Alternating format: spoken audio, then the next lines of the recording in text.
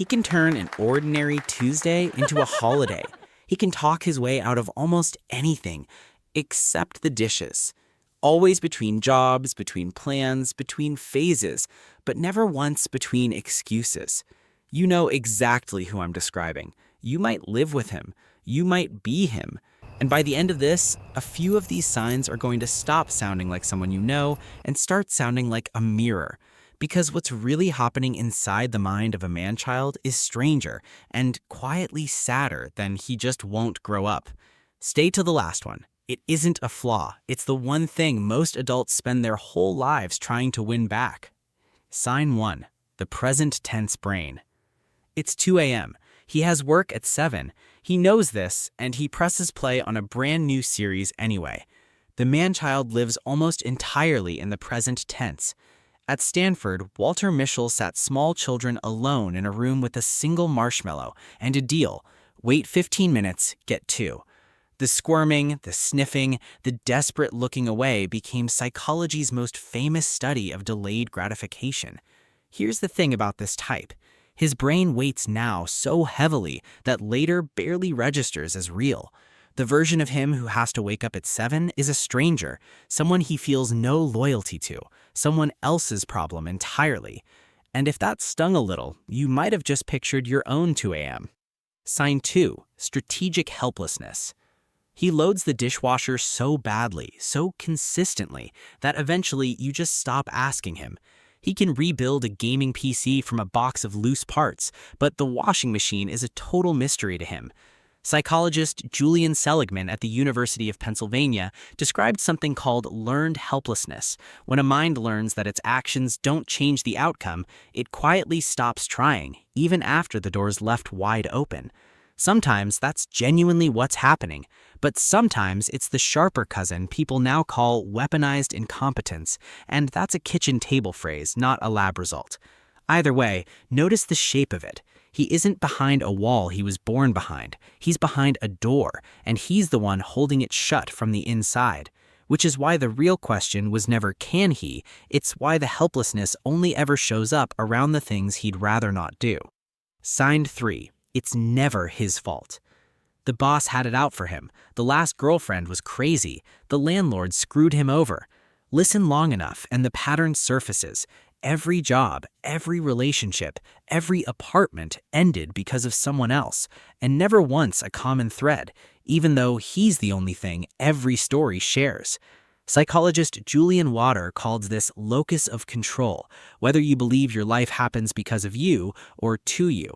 The man-child lives on the outside of that wheel. He's the permanent passenger of his own life. The steering is always in somebody else's hands, and somehow it's always them who crash the car. There's a strange comfort in it. If nothing is your fault, nothing is ever yours to fix, and so nothing ever gets fixed. When was the last time he said out loud, "That one was on me"? Sign 4. The grown-up tantrum. The conversation gets hard and he doesn't argue back. He goes quiet, leaves the room, and somehow takes all the air with him. The silent treatment, the sulk, the one-letter K. John Gottman, watching real couples for decades at the University of Washington, named 2 of the patterns that quietly dissolve a relationship. Flooding, when emotion overwhelms the whole system, and stonewalling, when a person shuts down completely and just disappears behind a wall. The tantrum from age 6 never vanished. It just changed costume. The foot stamping grew up into stonewalling. The held breath became the silent treatment. The slammed door became a closed laptop and a one-word text. And it usually isn't cruelty. It's that nobody ever taught the small boy still living in there what to do when a feeling gets too big to hold. Sign 5. The boy who was never allowed to fall. Somewhere, there was a boy whose mother did the science project, called the teacher to fix the grade, and quietly smoothed every road before he could trip on it. Albert Bandura at Stanford gave us the idea of self-efficacy, the deep belief that you can handle things, that your effort actually moves the world. And here's what matters. Self-efficacy isn't handed to you. It's built, struggle by small struggle, by being allowed to fail at something and survive it. A sapling staked too tightly never grows the muscle to stand on its own. The very wind we want to protect it from is the thing that would have taught the trunk to hold. Remove every consequence from a childhood, and you quietly remove the spine it grows. So, if you're a parent watching this and bristling a little, stay with me. This is the least anyone's fault part of the entire story. Sign 6. The fear under the fun. Watch how he flinches at certain words. Mortgage, settle down, forever. To most people, those are just milestones. To him, they read like trap doors. Jeffrey Arnott at Clark University described a whole new life stage he named emerging adulthood, a stretched-out limbo where the markers of being grown up keep getting postponed, sometimes for a decade. There's also an older pop psychology label for the extreme of it, the Peter Pan syndrome from Dan Kiley in the 80s. Never a real diagnosis, but it named something true. Underneath all that lightness sits a quiet fear that growing up is where the fun goes to die. He doesn't see adulthood as freedom, he sees it as a funeral he's been running from for years. So he isn't lazy, he's scared. The only question is whether anyone's ever asked him of what. Sign 8. He's not looking for a partner, he's looking for a parent. And this is the uncomfortable one. He wants to be taken care of, meals remembered for him, appointments booked for him, his moods managed around. And slowly, the person who loves him stops being a partner and starts being a parent. Sociologist Arlie Hochschild at UC Berkeley described the second shift, how after the paid workday ends, someone comes home to a second invisible day of chores and care, and how unevenly that weight gets carried. In these relationships, there are two people in the house and only one adult. The calendar, the bills, the appointments, the emotional thermostat, it all becomes hers. The warmth he calls love is in part the deep comfort of being looked after again. And here's the thing nobody says out loud.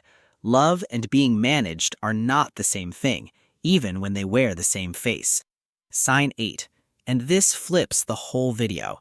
Everything until now has been the cost, but there's a reason people fall for this man in the first place. He can walk into a flat gray room and make it feel like something's about to happen.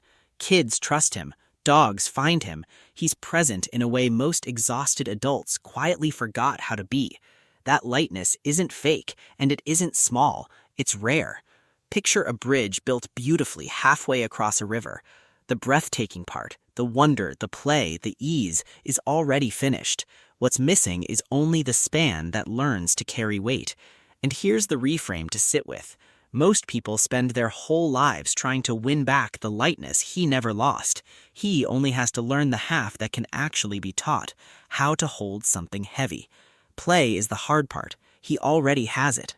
So what do you do with all this, whether you saw a partner, a brother, or yourself in it?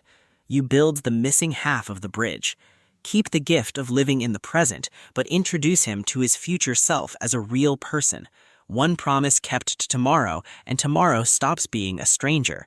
Take the one chore he can't do, and do it badly, on purpose, over and over. Competence was never a personality, it's reps.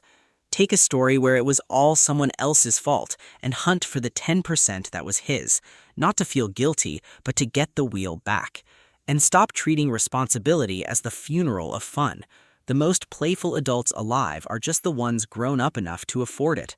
None of this is about becoming boring. It's about getting to keep the lightness and stand on your 2 feet.